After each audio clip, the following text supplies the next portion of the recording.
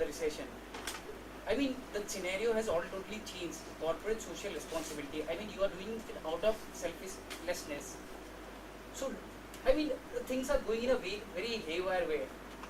When you ask someone to contribute out of generosity, he contributes. Definitely, he contributes. But then the thing is that I'm getting to the point. I mean, if he generates a profit of 100 rupees, he is doing it's just 1%. So 1% is very less. I mean, is human capitalism?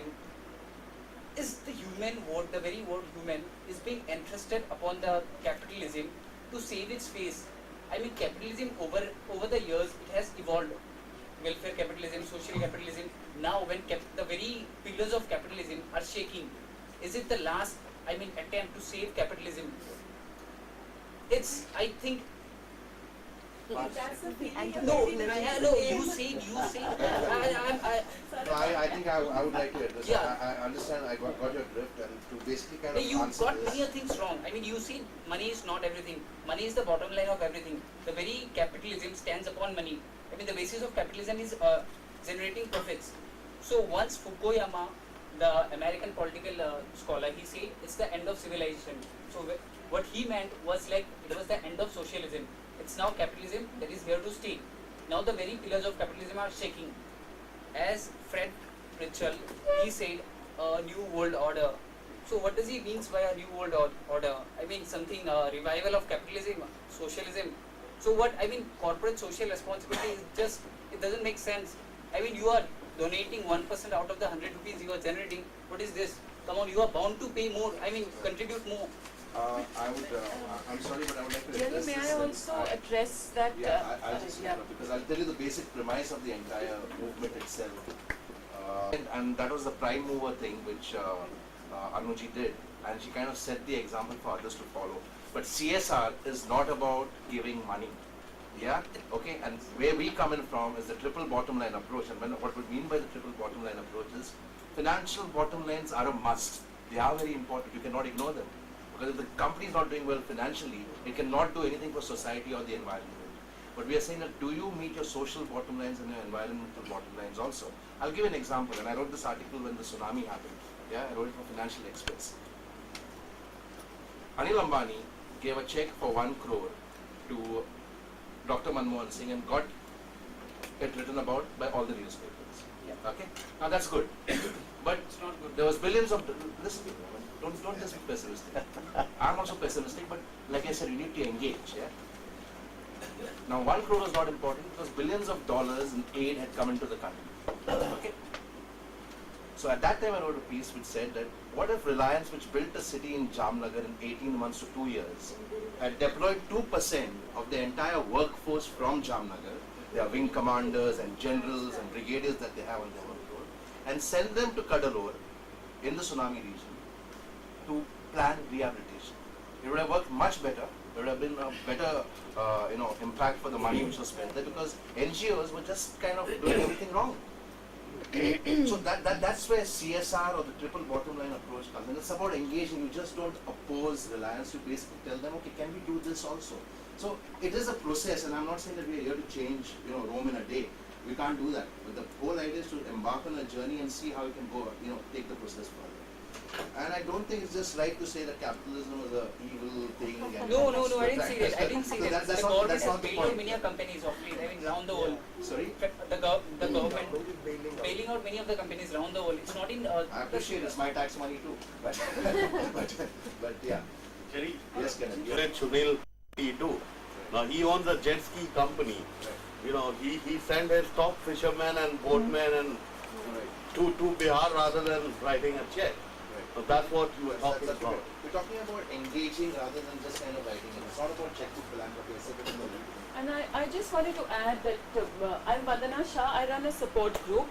Is it also not our responsibility to become financially viable instead of always looking at corporates for handouts and for donations? That should not also be, that's for 7 years I've run the group. I'm quite proud to say that I haven't accepted any money whatsoever from any corporate. I've written a book. The book is out selling in the market. I'm going to donate 10% of that back to my support group. I think even the people who are running NGOs and who are going out there and helping people, we are very grateful for whatever would come in, but it is also our responsibility to say that, you know, we also need to be financially stable ourselves. So I think it's also wrong to say that, oh, you know, you're giving 1%, no, give me more. I think that's wrong. Yeah. No, You know, that I think is we'll where, kind of wrap this up now. yeah, Yeah, you we'll know, just wrap this up yeah, and so absolutely right. You know, we Just, can't say that. I just come in. Yeah. I mean, listening and brand and all that. I work with a person like Dr. Kurian. I'll come to the detail later. We took a pledge as a republic 60 years ago. Right. Now, it's a coincidence here. 26th November, Yes. 1949. Yes. 26th November happened to be Dr. Kurian's birthday, and 1949, precisely the year he came to Anand and still remained 60 years. Now the Amul. Joseph will share more on the. No, just no, no. answer I'm to coming it. to the Amul brand. Just a minute, I'll take Amul as a Amul. brand. Yes. Their ad spend is just 1% Sure. of the turnover. The Amul outside that what do you call that hoardings, it has entered the Guinness World Record. What is the message conveyed? So it is real CSR, really. Yeah. 1% only Here's the a ad company which was spend. built on CSR. It was not built on financial bottom line, but the social bottom line. One out of the many companies. No, but it's about. It is a cooperative, it's not a company. We can sit here and keep discussing or we can do something about it. Yeah. It was a movement. People's I think movement. Rob has something to say. Part of discourse is disagreement, right? Sure. That's how you figure out the answers to most anything, whether it's politics or this topic today.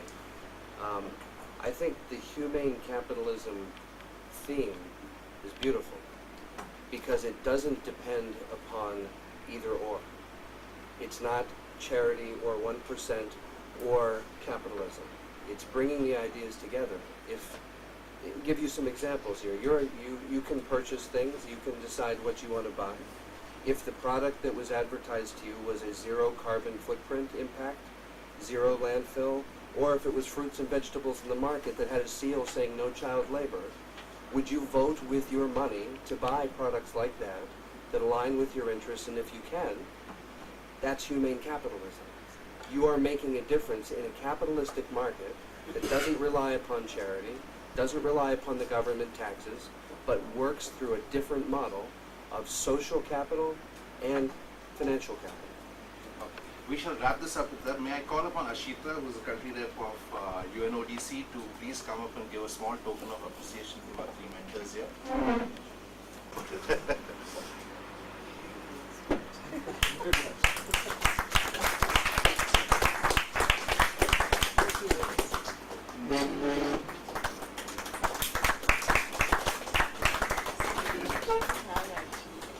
Thank you, Ashita, and thank you, Anuji, thank you, Rob and Lynn. Thank you for being with us today. Thank you very much.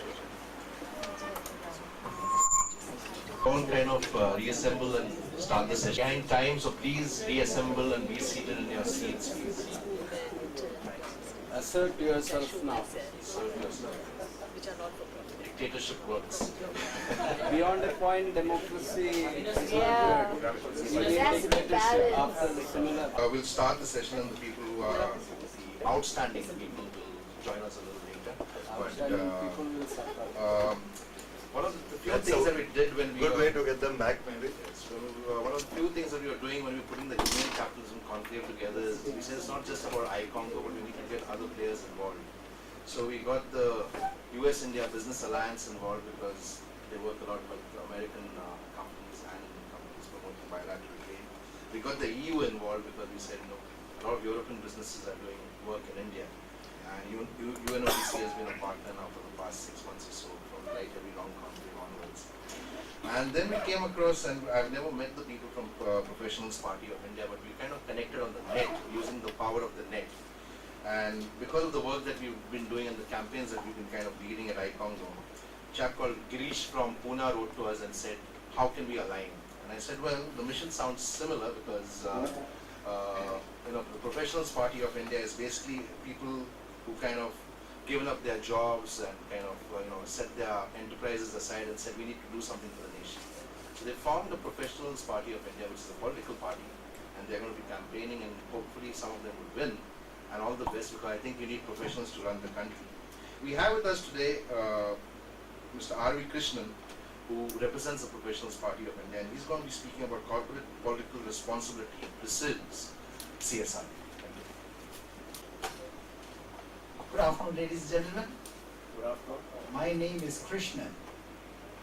Probably, thank you, Jerry, and your organization for giving me this opportunity to be able to speak to all of you. Normally, a speaker starts by saying, let's raise the bar. I'm going to say just the opposite. I've been sitting here for about half an hour. And I find that the intellectual level of debate in this room is so high that I'm going to say, please lower the bar a bit so that I can participate. Ladies and gentlemen, in the introduction, Jerry said that people have given up their professions and joined the Professionals Party. That's not true. Actually, everybody in Professionals Party of India is pursuing